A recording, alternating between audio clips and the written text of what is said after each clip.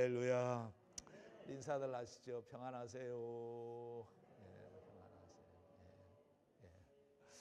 평안하세요. 오늘 이 자리에 오신 여러분들을 주님의 이름으로 환영하고 축복합니다. 잘 오셨습니다. 자, 오늘은 에스라의 결심, 에스라의 결심이라고 하는 주제로 말씀을 준비했습니다. 우선 그 에스라서 7장 10절 말씀을 읽고 시작하도록 하겠습니다. 10절 말씀인데요. 에스라가 여호와의 율법을 연구하여 준행하며 율례와 규례를 이스라엘에게 가르치기로 결심하였더라. 그랬습니다. 결심하였더라. 그래서 오늘은 에스라의 결심이라고 하는 주제로 말씀을 전하겠습니다. 제가 이번에 그 조용한 시간에 읽은 책이 하나 있는데요.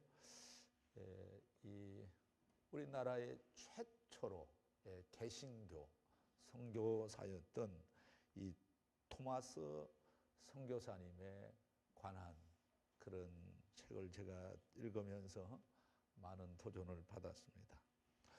여러분들이 다 잘 아시죠? 그 로버트 토마스 선교사라고 하는 사람, 이 사람에 대해서 모르시는 분이 거의 없으리라고 이렇게 생각을 하는데요. 자, 이 선교사님은 우리 한국에 들어온 최초의 개신교 선교사인과 동시에 그리고 또 최초의 순교자이다라고 하는 것이죠.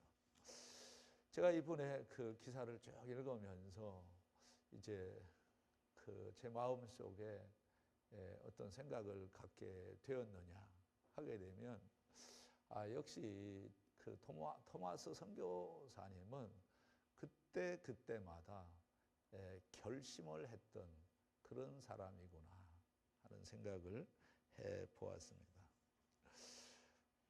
본래 이 토마스 선교사님은 의사가 되려고 의학 공부를 하던 사람입니다. 근데 중간에 결심을 하게 돼요. 어떤 결심을 하게 되느냐 하게 되면 육신의 병을 고치는 그러니까 육신의 의사가 되는 것보다는 영적인 질병을 고치는 영적 의사가 되는 것이 좋겠다라고 생각을 해가지고 의학 공부를 하다가 이제 완전히 이제 방향을 바꾸게 되죠. 이게 결심 아닙니까? 이 결심. 그리고 나서 이제 신학을 공부하게 되고요.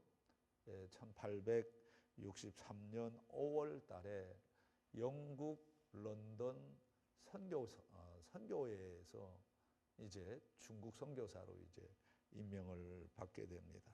그래서 5월 달에 영국 선교사로 이제 임명을 받고 그 다음에 7월 달에 이제 폴 메이스호를 타고 중국 상해로 이제 들어가게 됩니다. 자, 길게 제가 그 설명을 할 수는 없을 것 같고요. 근데 1863년에 상해에 가서 이제 선교를 시작을 했는데, 근데 그 바로 1년 전에 결혼을 했어요. 그래서 부인과 같이 이제 선교지로 갔는데, 그 선교를 하다가 그 아이 그 출산을 하다가 역시 이 바이러스에 감염이 돼가지고 결혼한 지 1년밖에 안 되는데 이 아내가 죽게 됩니다. 그래서 또 얼마나 상심이 컸겠어요. 이 바이러스 때문에 이제 죽게 된 거예요. 얼마나 마음에 상심이 컸겠어요.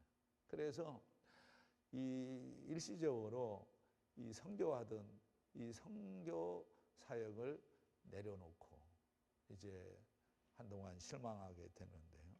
그러다가 이제 이 토마스 선교사님이 아주 의학에 아주 탁월한 그런 은사가 있었던 것 같아요. 그래서 중국말을 배우고 말을 배우고, 그 밖에 뭐 제 알기로는 하여튼 뭐 10가지 정도의 언어를 할 수 있는 사람이었다고. 그러니까 대단하죠. 그래서 결국은 선교사를 내려놓고 뭘 하게 되느냐 하게 되면 통역을 하게 됩니다. 예, 통역을 하게 돼요. 그러니까 이런저런 통역을 하다가 무슨 소식을 접하게 되느냐 하게 되면 그때는 조선 땅이죠. 조선 땅에서 벌어지는 상황들을 다 듣게 됩니다. 그 내용이 어떤 내용이냐 하게 되면 여러분 다 잘 아시죠?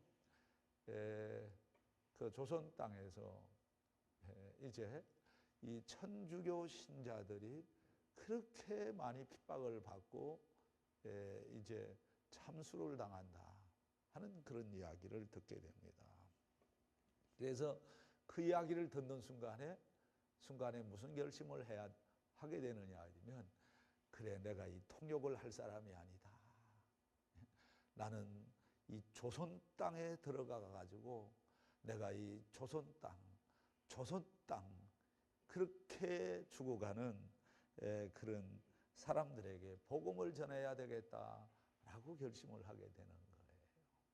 그래서 이 토마스 선교사가, 잘 들으세요, 1865년이에요. 1865년 9월 달에 이제 9월 아마 4일쯤 되는 것 같아요. 근데 배를 타고 이제 조선을 향해서 이제 들어오는 거예요. 근데 여기서 아주 놀라운 사건이 벌어져요. 뭐냐 하면, 이제 중국에서 배를 타고 이제 조선 땅으로 이렇게 오는 길인데, 어찌된 일인지 이 배가 어디에 머무르게 되느냐 하면, 이 서북단 이 백령도에 이제 이 배가 정박을 하게 됩니다. 이게 첫 번째, 이 토마스 선교사님이 2번 백령도 땅을 밟게 돼요. 2번이나 백령도 땅을 밟게 되는데, 뭐 어떤 기록에 의하면 한 2개월 정도까지 체류를 했다고 그러는데, 그건 제가 정확하게 설명을 못 하겠어요. 근데 이와 같은 백령도 땅을 밟게 되는데, 백령도에 있으면서 뭘 했느냐, 제가 얘기하려고 하는 건 바로 이거예요. 자기가 준비해 가지고 왔던 성경책을 뿌리기 시작을 해요. 성경책을 나누어 주기 시작을 해요. 그러니까 1863년도에 이미 이 백령도 땅에 이 중국말로 된 성경책이 이렇게 떨어진 거예요. 그게 놀라운 사건이죠. 그리고 나서 근데 다 이제 간추려서 얘기를 할게요. 이 백령도를 2번 가게 돼요. 근데 다시 이제 한번 이제 조선 땅을 밟고, 그 다음에 본격적으로 더 이제 성경을 가지고 들어와서 선교를 해야 되겠다 생각을 하고, 다시 1866년도에 다시 이제 이 조선을 향해서 이제 다시 이제 가게 되는데, 어찌된 일인지 그때 타고 온 배가 뭐냐, 여러분 다 많이 얘기를 들어보셨죠. 이 제너럴 셔먼호라고 하는 이 배가 결코 작은 배가 아니에요. 이때 당시만 하더라도 이 길이가 54m, 그리고 또 넓이는 15m, 그리고 높이가 9m가 되는 큰 배였어요. 여기는 이 대포까지도 장착한 그런 배였거든요. 근데 그때 당시에 여러분 다 잘 아시지만은 이 대원군이 쇄국 정치를 하면서 이제 다 잘 아시지만 이 4번에 걸쳐서 이 병인 박해를 하면서 그때 천주교인들을 몇 명 죽이냐 하면 한 8,000명 정도 죽였다고 그러는 거예요. 이게 어마어마한 사건이 벌어진 거예요. 자, 그런데 역시 이 배가 들어오다가 이 백령도 땅을 또 밟게 됩니다. 근데 거기서 이 백령도 땅에서 또 뭘 하느냐 하게 되면, 성경책을 거기서 또 많이 또 이렇게 나누어 주었다라고 하는 그런 이야기 아닙니까? 그리고 나서 이 배가 대동강을 향해서 이제 올라가게 되는데 그때가 바로 이제 1866년 9월 초인 것 같아요. 근데 결론적으로 얘기를 하게 되면 거기서 이제 이 토마스 선교사님이 결국은 이 대원군에 의해서 이제 순교를 당하게 되는데, 근데 마지막 장면이 생각하면 생각할수록 감동이 돼요. 이제 이 토마스 선교사를 죽인 사람이 누구냐 하게 되면 박충권이라고 하는 사람이 이제 이 조선 정부에서 이 토마스 선교사가 타고 온 배에 불을 질러 버리잖아요. 그래서 이 배가 다 불타는 거예요. 그래서 이 배에 탔던 이 사람들이 한 24명 정도 되는데 배가 불타니까 다 어떤 사람은 바다로 떨어지고 다 이제 배에서 이제 뛰쳐나온 거죠. 근데 3사람이 남았어요. 3사람. 이제 탈출하면 탈출할 때마다 이제 죽이고 이제 그러는데 이 마지막에 이제 3사람이 남았는데 그 중에 한 사람이 누구냐 하면 토마스 선교사님이 남은 거예요. 다 죽였어요. 토마스 선교사님 이제 한 사람이 이제 남았는데 이제 그 앞에선 이 박충건이라고 하는 사람이 이제 목을 치려고 이제 하는데 이 토마스 선교사님이 딱 무슨 이야기를 하느냐 하면 잠깐 제가 이 준비한 이걸 받으세요 하고 뭘 내밀었어요. 그게 뭐냐 하면 역시 성경책이었다라고 하는 거죠. 그러면서 뭐라고 얘기를 하면 이게 제가 당신한테 주는 마지막 물건이다. 그리고 보따리를 하나 이렇게 내주었다는 거예요. 근데 그때 그 분위기가 너무나 압도적이었기 때문에 후일에 이 박충건이라는 사람이 뭐라고 얘기를 하냐 하면 그 보따리를 자기가 거절할 수가 없었다. 거절할 수가 없었다. 그래서 보따리를 받아가지고 집으로 간 거예요. 근데 토마스 선교사님이 그걸 건네고 나서는 자, 순교당하기 전에 딱 2가지를 했더라고요.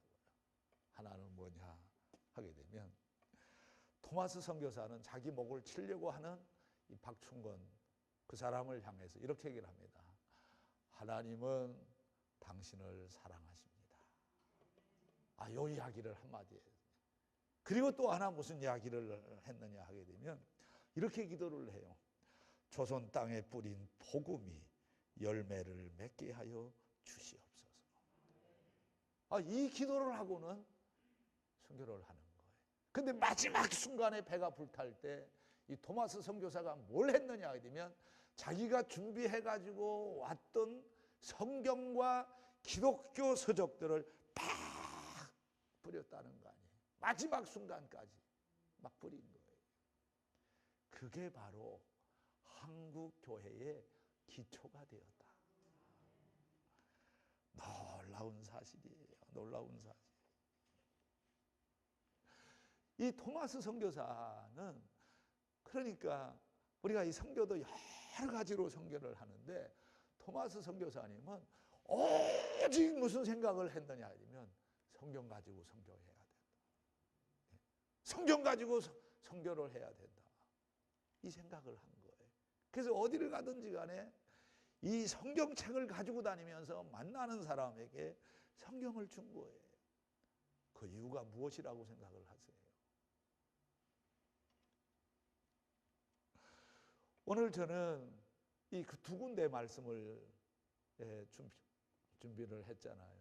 하나는 에스라서의 말씀이고 또 하나는 베드로전서의 말씀인데 여기서 제가 이 토마스 선교사님이 그토록 성경을 가지고 선교를 하려고 했던 그 이유를 이해할 수 있었다라고 하는 것이죠. 우리 10절 말씀을 한번 같이 다시 한번 큰 목소리로 같이 읽어봅니다. 시작. 에스라가 여호와의 율법을 연구하여 준행하며 율례와 규례를 이스라엘에게 가르치기로 결심했다. 자, 에스라의 결심이나 토마스 선교사님의 결심이나 똑같은 결심 아닙니까? 에스라 선지자가 무슨 결심을 냈어요? 3가지 결심을 내요. 하나는 자 율법을 뭐 하겠다는 결심이에요? 연구하겠다. 그리고 두 번째 무슨 결심이에요? 율법을 준행해야 되겠다. 그리고 세 번째, 자 율법을 뭘 해야 되겠다는 거예요? 가르치게 돼요. 이 사람들마다 이 특기가 있잖아요. 그런데 역시 토마스 선교사님이나 에스라 선교사가 이 에스라 이 선지자가 이 특기가 비슷했던 것 같아요. 그게 뭐냐 하게 되면 아주 하나님의 말씀에 대한 탁월한 축복이 있었던 사람들이다 라고 하는 거예요. 그래서 우리가 이 에스라서 7장을 이렇게 쭉 보면 무슨 말이 계속해서 반복해서 나오느냐 하면 에스라를 설명하는 수식하는 표현이 나오잖아요. 학자 에스라, 학자 에스라. 어디에 나오는 이야기예요? 자, 에스라서 7장 6절 그리고 11절, 12절에 나오는데 자, 한 번만 읽어주시면 좋을 것 같아요. 자, 같이 읽어봅니다. 시작.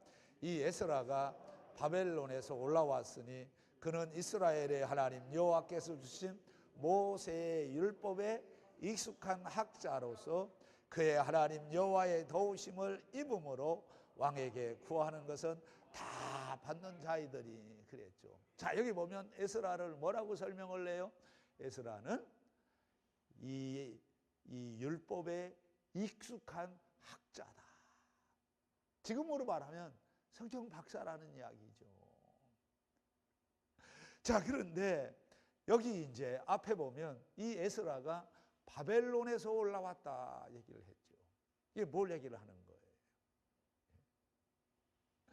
저는요, 오늘 많이들 나오셨는데요. 우리 민장도님이 그러더라고요. 한 주간 동안 이제 예배가 다 중단이 되고 이제 그랬는데 한 번은 전화가 오더니 목사님 이상해요, 이상해요. 뭐가 이상하냐고 그러니까 교회를 나갈 수가 없으니까 이상하다고. 자, 그런데 우리 다 똑같은 생각을 했으리라고 저는 생각을 합니다. 그러니까 우리가 평상시에 이렇게 주일마다 나와서 이 예배하던 일상의 이 예배 생활의 축복이 얼마나 컸는지를 여러분 이번에 깨닫게 된 줄로 믿습니다. 그러니까 다른 게 기적이 아니고 우리가 일상생활 해오던 이 하나하나가 전부 다 기적이에요. 밥을 나가서 누구하고 마음대로 먹을 수가 있습니까? 이 얼마나 답답한 일입니까? 오늘 교회 이렇게 오래간만에 만났는데도 인사도 제대로 못하고 손도 잡지도 못하고 다 어떻게 복면을 쓰고 예배드리고 이게 도대체 어떻게 이런 세상이 되어버렸느냐라고 하는 거예요. 제가 아까도 기도를 했지만 이 예배가 우리 가운데 이 예배가 마지막이 아니라는 보장이 어디 있어요? 그리고 제가 설교만 잘하면 됐지. 이 예배 시간에 제가 다 사진을 다 찍어 놓았어요. 왜 그런지 아세요? 어디서 확진 환자가 나오면 거기에 집중적으로 이제 앉았던 사람들 다 이렇게 해가지고 하려고 이제. 그리고 여하튼 이번에 안 나온 사람들은 일단은 이 교회 밖에서 이 격리 14일은 저 밖에서 격리시킨 다음에 이제 들어오게끔 이렇게 만들어야 돼요. 가만히 생각을 해보세요. 제 얘기를 잘 들어보세요. 무슨 생각들을 하고 지금까지 살고 계시는 거예요? 이런 예가 어디 있었습니까? 이런 예가. 이 에스라 선지자는 바벨론 포로 생활을 하면서 단단히 결심을 한 게 있어요. 고국으로 돌아갈 수 있는 기회를 하나님이 주시면 하나님이 나에게 주신 이 은사를 가지고 하나님의 말씀을 잘 가르치겠습니다. 내가 먼저 하나님의 율법을 배우고 연구하고 준행하고 그리고 이걸 가르치겠습니다. 결심했다라고 하는 거예요. 이번에 하나님이 저와 여러분들에게도 이런 결심의 소독을 주시기를 주의 이름으로 축복합니다. 우리가 이 믿음 생활을 제대로 하지 못한 죄가 있다라고 하는 거예요. 여러분 생각을 해보세요. 제가 왜 오늘 이 말씀을 들고 나왔느냐 하게 되면 바로 이거예요. 자, 보세요. 전 잘 몰라요. 이 신천지에 대해서 제가 잘 모르는데, 신천지가 뭐 보니까 뭐 시작한 지가 36년쯤 됐다고 그러는데, 뭐 그 전까지 다 합치면 더 이제 역사가 더 길지만 한 36년 됐다고 그러는데, 36년 만에 여러분 국내에 있는 뭐 수습생 이런 거 다 포함하면 30만이 지난다고 그러잖아요. 30만. 그런데 가슴 아픈 게 뭐냐 하게 되면, 이 신천지가 이 타켓을 가지고 있는데, 젊은 사람들, 나이 많은 사람들은 뭐 생각도 안 했다는 거잖아. 20대, 30대를 겨냥하고, 그리고 또 하나는 뭐냐 하면 교회 다니는 사람을 끌어와라. 교회 다니는 사람들. 자, 그러면 우리 진지하게 생각을 해봐야 되는 거 아닙니까? 뭐냐 하게 되면, 아니 왜 어떻게 이 교회에 나와서 예배하던 사람이 신천지로 끌려가느냐라고 하는 거예요. 그 이유가 어디에 있다고 생각을 합니다. 에스라 선지자가 바벨론 포로 생활을 하면서 얼마나 많은 생각들을 해보았겠습니까? 근데 그 마음속에 어떤 생각을 갖게 됐느냐 하면, 왜 우리나라가, 우리 이 유다, 이 이스라엘이, 왜 우리 민족이 왜 망해가지고 우리가 이 포로 생활을 하고 있느냐, 왜 그 이유가 어디에 있느냐, 이 생각을 진지하게 해보지 않았겠습니까? 결론은 딱 한 가지로 압축이 된 거예요. 뭐냐 하면, 우리가 말씀대로 살지를 못했다. 하나님의 말씀대로 살지를 못했기 때문에 결국은 삶의 터전, 나라까지 다 잃어버리게 되었다. 이 생각을 한 거 아닙니까? 그래서 에스라 선지자는 포로 생활을 하면서 결심을 한 거예요. 하나님이 나에게 기회를 주시기만 하면 내가 고국으로 돌아가서 여호와의 율법, 이 모세의 율법을 내가 먼저 연구하겠습니다. 그리고 내가 준행하겠습니다. 그리고 이걸 백성들에게 가르치겠습니다. 그래서 나라를 다시 살려내겠습니다. 이번에 우리가 잃어버린 것도 많지만은, 그러나 교회는 결코 잃어버리는 것보다도 얻는 것이 많게 될 줄로 믿습니다. 우리가 제대로 믿음 생활을 하지 못했기 때문에, 이 근절한 교회에 앉아서 예배하던 사람이 신천지로 끌려가는 그런 안타까운 일들이 다 벌어졌다라고 하는 거예요.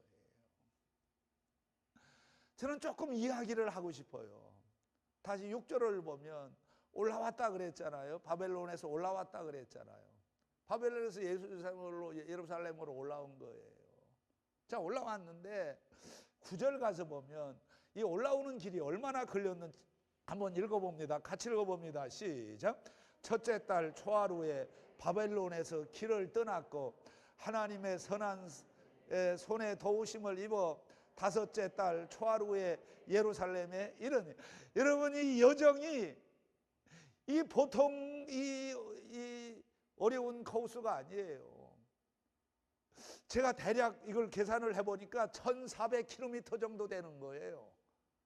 근데 지금처럼 뭐 쌩쌩 달리는 차를 타고 이 가는 코스도 아니에요. 이 보통 길이 아니잖아요. 근데 여기 첫째 달 초하루, 이 사람들 첫째, 유대력으로 첫째 달은 우리로 말하면 4월 달이에요.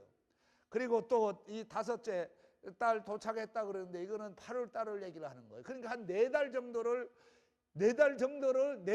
정도 걸려서 예루살렘에 도착을 한 거예요. 무슨 생각을 하면서 예루살렘을 향해서 왔겠어요? 전 여기서 바로 이 에스라가 단단히 결심을 했다 생각을 한 거예요. 제가 볼 때는요, 이 4개월 동안 험한 코스를 행진하는 게 이게 어려운 게 아니라 어떻게 하면 예루살렘에 가서 하나님의 말씀을 내가 연구하고 준행하고 내가 가르칠 수 있을까, 이 고민을 하지 않았나, 이런 생각을 합니다. 아무쪼록요, 이번에 하나님이 한국 교회를 깨우쳐 주셨으면 좋겠습니다. 뭐냐 하게 되면, 그래서 저도 결심을 했어요. 무슨 결심을 했느냐 하면, 에스라처럼 내가 더 하나님의 말씀을 연구해야 되겠다.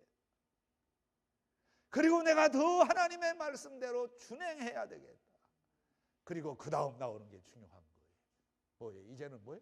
하나님의 말씀을 더 뭐예요? 가르쳐야 되겠다. 그러면 이 에스라 선지자가 왜 하나님의 말씀을, 율법을 이 연구하고 준행하고 가르쳐야 되겠다 결심을 했을까요? 오늘 그 이유 딱 3가지만 제가 설명을 해드릴게요. 우선 첫째, 오늘 이 베드로전서 1장 23절 와서 보면, 첫째, 하나님의 말씀이 없이는 어느 누구도 구원을 받지 못하기 때문이다. 하나님의 말씀이 아니고서는 어느 누구도 구원을 받을 수가 없다. 자, 같이 한번 23절 같이 한번 읽어봅니다. 시작. 너희가 거듭난 것은 썩어질 씨로 된 것이 아니요 썩지 아니할 씨로 된 것이니 살아있고 항상 있는 하나님의 말씀으로 되었느니라. 다시 한번 읽어봅니다. 시작. 썩지 아니할 씨로 된 것이니 살아있고 항상 있는 하나님의 말씀으로 되었느니라. 그랬잖아요. 여러분, 여기 중요한 단어가 거듭났다라는 거예요. 우리가 어떻게 거듭나느냐? 이 거듭난다라고 하는 건 구원을 얘기를 하는 거예요. 자, 정신 차리세요. 신천지에서는 구원의 방법이 우리하고는 달라요. 자, 보세요. 우리 개신교에서는, 여러분, 성경이 말하는 구원론은 뭐냐? 구원은 반드시 무엇을 통해서 구원의 역사가 일어난다 얘기를 하는 거예요. 거듭난 것은 썩어질 씨로 된 것이 아니요 썩지 아니할 씨로 된 것이니 살아있고 항상 있는, 그 다음 나같이요. 시작. 하나님의 말씀으로 되었느니라. 하나님의 말씀이 나를 터치하지 않고서는 절대로 구원받을 사람이 없다라고 하는 거예요. 이거 말고는 다 잘못된 거예요. 여러분 어떻게 생각합니까? 보세요. 지금도 여전히 하나님은 살아계십니다. 그리고 하나님은 이 우주 만물을 다스리고 통치하고 계시는 하나님이신 줄로 믿습니다. 여러분 보세요. 신천지가 그렇게 세력을 형성해 나가고 그러는데, 여러분 보세요. 어느 누구도 그 신천지의 길을 꺾지를 못하고 있었잖아요. 그런데 보세요. 하루아침에 지금 얼마나 큰 충격을 지금 받고 있는 거예요.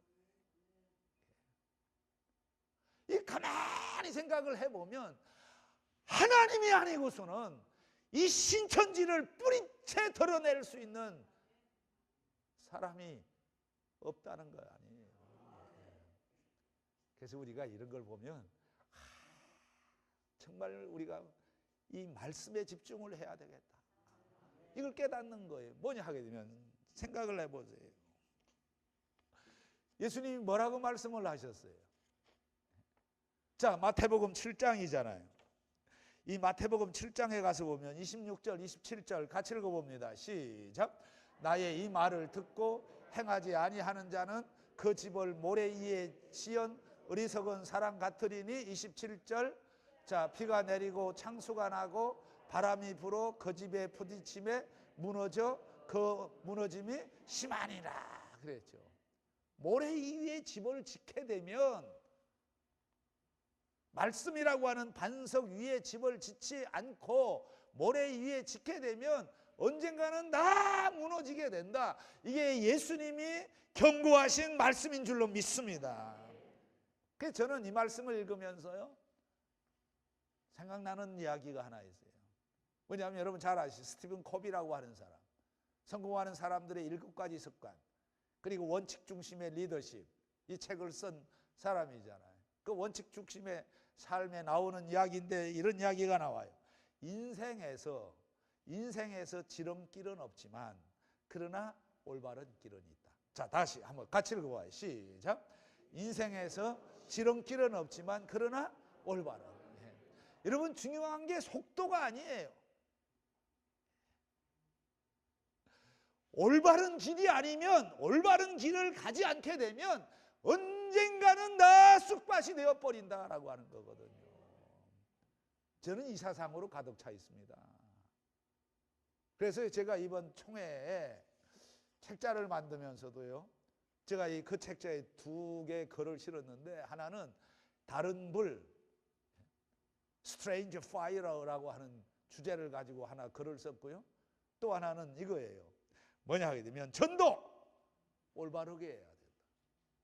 이벤젤리즘, the right way. 한번 자, 전도 올바르게 해야 됩니다. 시작. 신천지 무너지는 것은 하루아침에도 무너뜨릴 수 있는 줄로 믿습니다.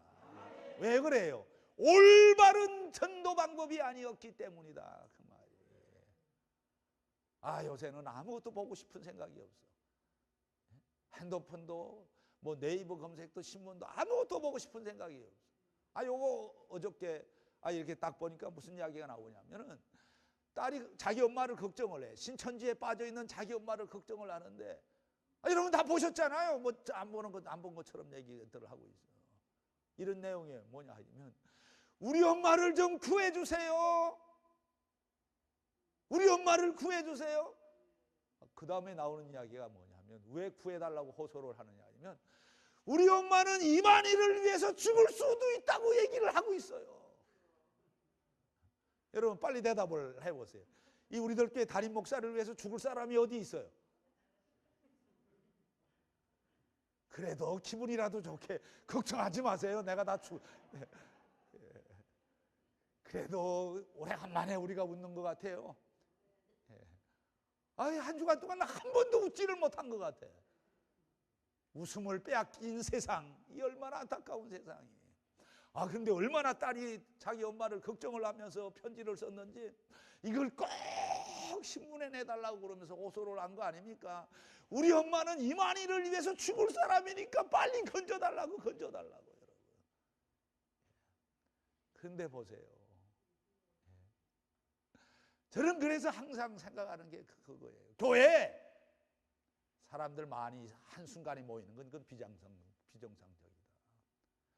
사람이 많이 모이는 게 중요한 게 아니고, 중요한 것은 어떤 식으로 모아야 되느냐, 올바른 방법으로 모아야 되는 줄로 믿습니다. 여러분 이거 제 철학이에요. 같이 한번 읽어봅시다. 시작. 사람들을 많이 모아놓는 것이 중요한 것이 아니라 그 다음에 뭐예요? 어떤 방법으로 모아 놓았느냐가 더 중요해요. 우리는 천천히 가더라도 하나님 말씀대로 전도하는 교회가 되었으면 좋겠습니다. 그래서 이제 우리는 무슨 부흥을 일으켜야 되느냐, 하나님 말씀, 그러니까 성경 리더십이 일어나야 되는 거예요. 첫째로 왜 우리가 성경을 붙잡아야 되느냐, 결심을 단단히 해야 되느냐. 첫째, 바로 성경이 아니고서는 어느 누구가 구원받았다 한들 그 의미가 없기 때문이다. 다시 23절 같이 한번 읽어봅니다. 큰 목소리를 읽어요. 자, 같이 읽어봅니다. 시작.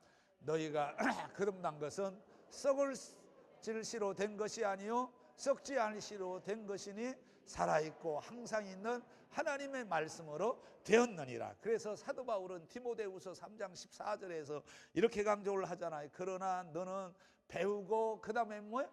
확실한 일에 배우고 그 다음에 뭐예요? 확실한 일에 거하라. 너는 내가 누구에게 배운 것을 알며. 그래죠. 이게 바로 우리의 표어가 돼야 돼. 이제 배우고 확실한 일에 거합시다. 시작. 배우고 확실한 일에 거하자. 자, 그러면 한두 군데 성경을 첫 번째 주제와 관련해서 소개를 하는데요.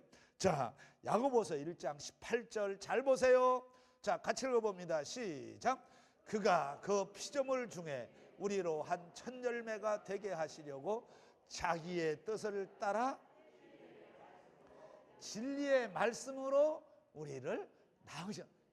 진리의 말씀으로만이 우리가 하나님의 자녀로 태어난다라는 게 성경의 가르침이다, 그 말이. 자, 로마서 10장 17절 말씀입니다. 자, 같이 읽어봅니다. 시작. 그러므로 믿음은 들음에서 나며 들음은 그리스도의 말씀으로 말미암느니라. 자, 뭐라고 얘기를 합니까? 들음은 어디에서 난다고요? 자, 들으면 자, 그리스도의 말씀으로 말미암는다라고 하는 것이죠. 자, 여기서 우리가 아주 중요한 이야기를 하나 하고 제가 넘어갈게요. 아까 왜 토마스 선교사님이 가는 곳곳마다 성경을 뿌렸는지 아세요? 아, 이런 일이 일어났어요. 뭐냐면 성경을 뿌렸는데 그 성경을 뿌렸는데 성경을 주웠어요. 주운 사람들이 무서워가지고 성경을 또 딴 사람한테 주고 그랬더라고 보니까. 근데 이게 어떻게 해가지고 박영식이라고 하는 사람 손에 성경이 이제 이 손에 들어온 거예요. 그게 무슨 말인지 모르잖아요. 그래가 이 종이로 됐으니까 집에 가가지고 그걸 하나하나 잘라가지고 뭘 했냐면 자기 집에 도배지로 했대. 도배지. 성경을 해가 도배지로. 근데 이 사람은 자, 이 중국말은 모르지만은 이 한문을 알잖아요. 그래서 이 집에 들어가서 이렇게 누워도 천장에 성경이 있고, 그 다음에 뭐예요? 벽을 쳐다봐도 성경이 있고. 그런데 아주 놀라운 일이 일어났어요. 그러다가 성경한테 먹혀 들어갔어. 그래서 이 사람이 구원받은 거예요. 할렐루야. 그래서 성경으로 도배질을 했는데 결국은 그 들락날락하면서 누워서 보고 옆에서 보고 그러다가 결국은 성경이 압도를 해버린 거예요. 그래서 이 사람이 무릎을 꿇고 하나님 앞에 회개를 하고 예수 영접을 하고 하나님의 사람이 된 줄로 믿습니다. 영생이라는 것은 어떻게 생기는 것이냐? 영생은 느낌이 아니에요. 하나님의 말씀으로 주어지는 하나님의 선물인 줄로 믿습니다. 자, 요한복음 3장 16절 큰 목소리로 같이 한번 읽어봅니다. 자, 하나님이 세상을 이처럼 사랑하사 독생자를 주셨으니 자, 이는 그를 믿는 자마다 멸망하지 않고 그 다음에 뭐예요? 자, 제가 신천지하고 관련해서 한마디만 더 할게요. 이만희가 떠들어댄 게 뭔지 아세요? 영생. 아, 지난번에 뭐 발표한다고 나왔잖아요. 마스크 쓰고 나왔으니까 사람들이 뭐라고 얘기했는지 아시죠? 아니, 영생하는 사람이 왜 마스크를 써? 근데 이걸 알아두세요. 그 영생이라고 하는 것도요, 질이 달라요. 영생에는 두 가지가 있어요. 하나는 조에라고 하는 영생이 있고 또 하나는 비오스라고 하는 영생이 있어요. 그러니까 우리가 이 성경을 붙잡고 공부를 해야 헷갈리지 않는다, 그 말이에요. 비오스의 영생은 뭐냐 하게 되면 비오스라고 하는 거, 이 비오스는 육체적 생명을 얘기를 하는데 비오스 할 때 바이오라는 말이 여기서 나온 거 아니에요. 그 비오스라고 하는 건 이건 뭐냐? 육체적 피지컬 라이프를 얘기를 하는 거예요. 피지컬. 근데 조에 영생을 할 때는 조엔 이렇게 되는데 이건 이터널 라이프의 영원한 삶, 생명을 얘기를 하는 거예요. 근데 말이 안 되는 게 이만희는 무슨 영생을 떠들어댔느냐 하면 생전에 살아있을 때 영생을 얘기를 한 거예요. 근데 보세요. 살아있을 때 무슨 영생이 되는 겁니까? 아니, 세상에 그렇게 말도 안 되는 이야기를 하는데도 그렇게 사람들이 몰려드는 게 이게 정상입니까, 여러분? 요 단어 하나만 제대로 알기만 해도 거기 안 끌려가는 거예요. 이만희가 얘기하는 영생은 뭐냐? 조회의 영생이냐 비오스의 영생이냐, 이런 걸 모르기 때문에 끌려가는 안타까운 일들이 교회 안에서 벌어지는 거예요. 두 번째로 성경이 우리에게 주는 축복은 뭐냐? 우리를 거룩하게 하는 줄로 믿습니다. 자, 첫째는 우리를, 자, 여러분, 구원하게, 거듭나게 해주는 게 하나님의 말씀이고, 두 번째로는 뭘 해주게 한다고요? 자, 거룩한 생활을 하게 해준다. 자, 이 내용이 바로 이제, 자, 1절부터 2절인데 2절을 한번 읽어주세요. 2절, 자, 같이 읽어봅니다. 시작. 갓난 아기들 같이 순전하고 신령한 젖을 사모하라. 이는 그로 말미암아 너희로 구원에 이르도록, 그 다음에 뭐예요? 자라게 하려 하면, 이 자라게 된다라고 하는 게 이 목표입니다. 따라합시다. 자, 구원은 시작입니다. 시작. 구원은 시작에 지나지 않아요.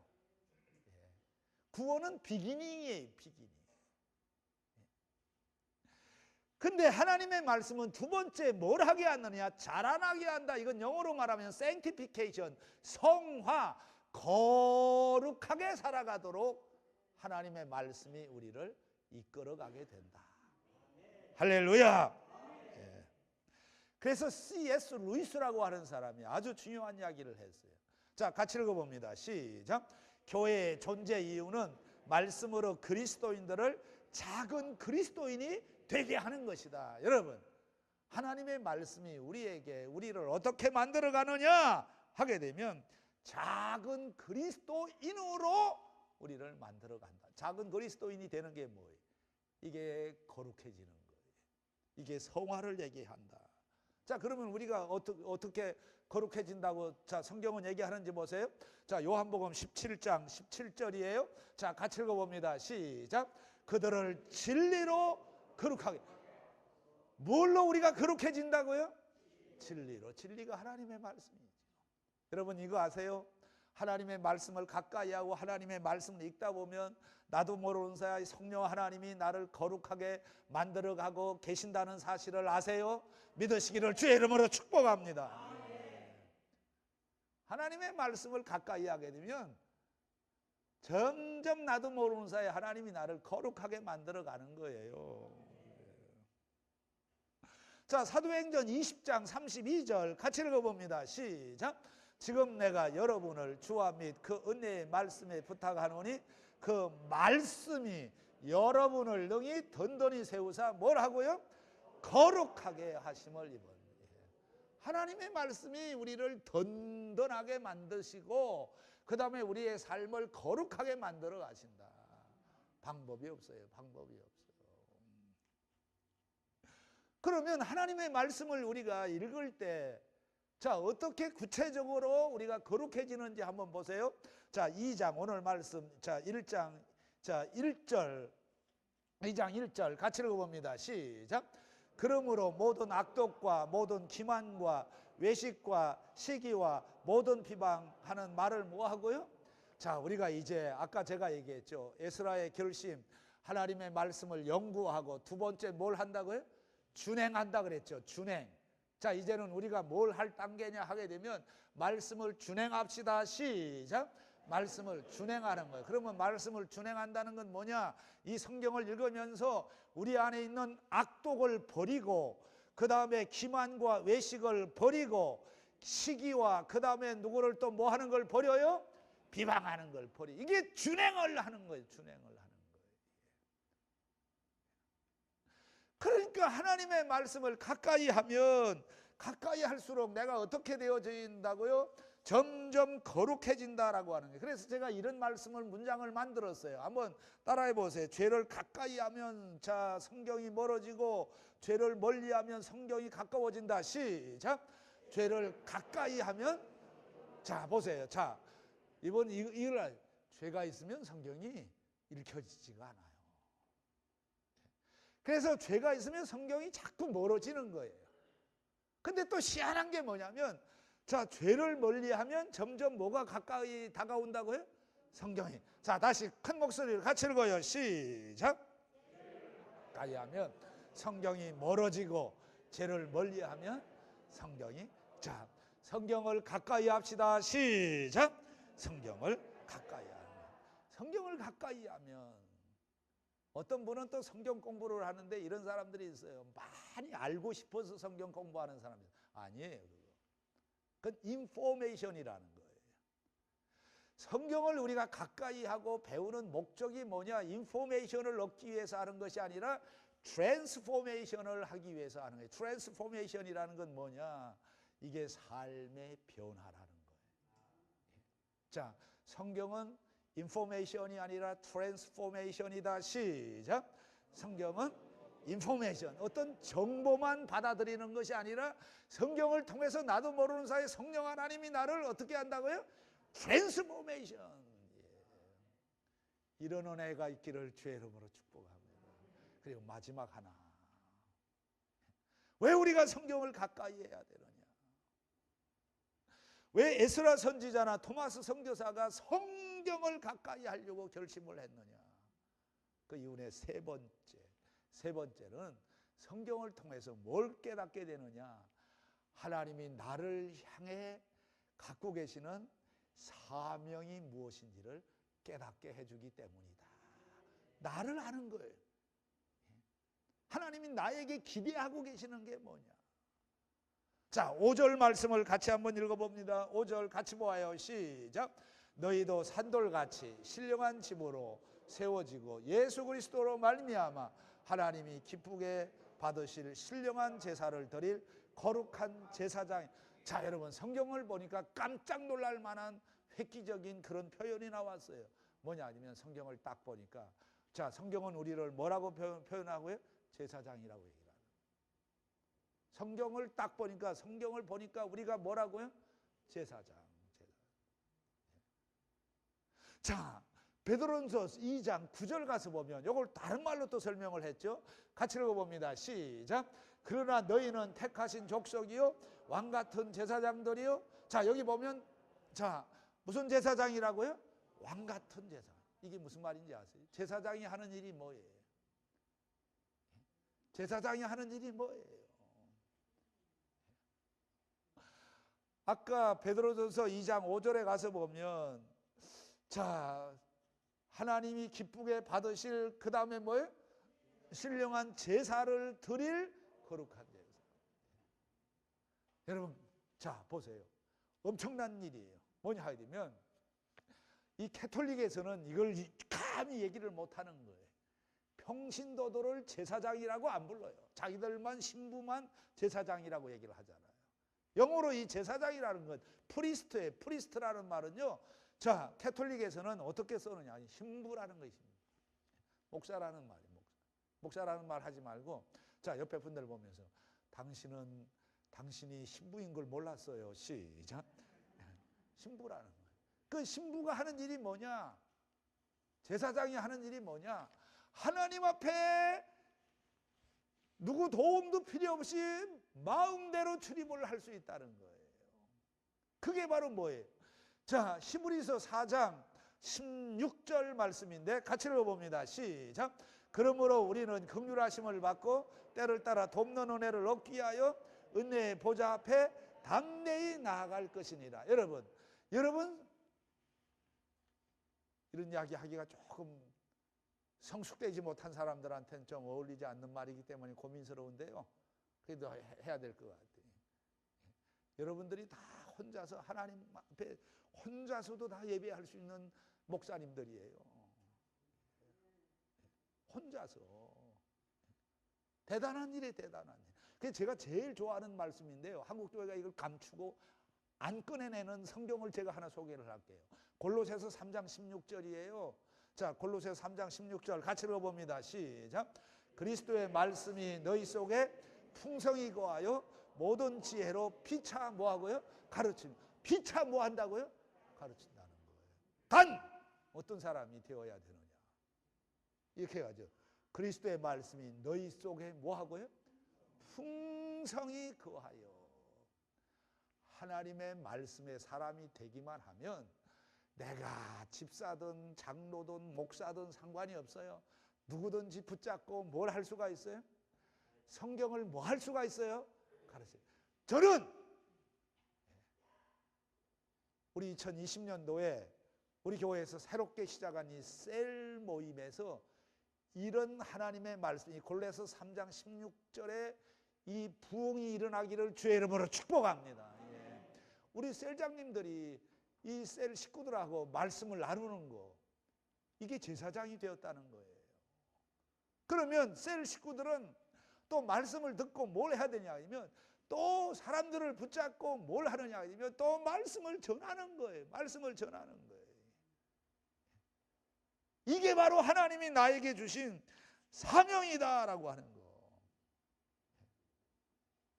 이걸 우리가 다시 인식을 새롭게 해야 된다라고 하는 것이죠. 자, 마지막 성경인데요. 자, 로마서 15장 16절 같이 읽어봅니다. 시작. 이 은혜는 곧 나로 이방인을 위하여 그리스도 예수의 일꾼이 되어 하나님의 복음의 제사장 직분을 하게 하사. 자, 보세요. 복음의 제사장 직분. 자, 여러분 정리합니다. 왜 우리는 하나님의 말씀을 연구해야 되고 준행해야 되고 가르쳐야 되느냐? 첫째, 하나님의 말씀을 통해서 거듭나게 하시기 때문에. 두 번째는 우리를 어떻게 만들어요? 거룩하게 만들기 때문에. 그리고 세 번째로는 내가 해야 될 일이 무엇인지를 정확하게 성경을 통해서 찾아낼 수 있기 때문이다 라고 하는 거예요. 그러면 생각을 해보세요. 제사장, 예배가 달라지는 거예요. 내가 제사장이다 라고 하는 사실을 알면 예배가 달라져요. 찬송이 달라져요. 기도가 달라지는 줄로 믿습니다. 수동적이지가 않아요. 능동적으로 예배를 하는 거예요. 아멘 하라고 해서 아멘 하는 게 아니고 매 순간마다 예배 때마다 성령의 감동하심을 받으면서 아멘이 터져 나오는 줄로 믿습니다. 그래서 우리 교회는 전체가 다 누가 되는 거라고요? 제사장들이다. 생각을 해보세요. 여기 다 모인 사람들이 다 내가 제사장이다 라고 하는 사실을 알고 예배하게 되면 이 예배는 하늘 문을 닫았다 열었다 할 수 있는 능력 있는 예배가 되는 줄로 믿습니다. 자, 그래서 토마스 선교사의 결심, 그리고 에스라의 결심, 베드로의 결심이 우리들 교회의 결심이 되어서 하나님의 말씀에 붙잡히게 되는 그런 축복이 있게 되기를 주의 이름으로 축복합니다. 그래서 우리가 이단을 막아야죠. 그리고 신천지를 물리쳐야 될 줄로 믿습니다. 그래서 이번 기회에 여러분 기도하세요. 하나님이 폭로하고 계시는 이번 신천지 사태, 하나님이 뿌리채 뽑아주셔서 한국교회가 더 거룩해지게 하여 주시옵소서. 여러분 기도해서 한국교회가 다시 일어날 수 있는, 제자리로 돌아갈 수 있는 그런 축복을 주시기를 주의 이름으로 축복합니다. 기도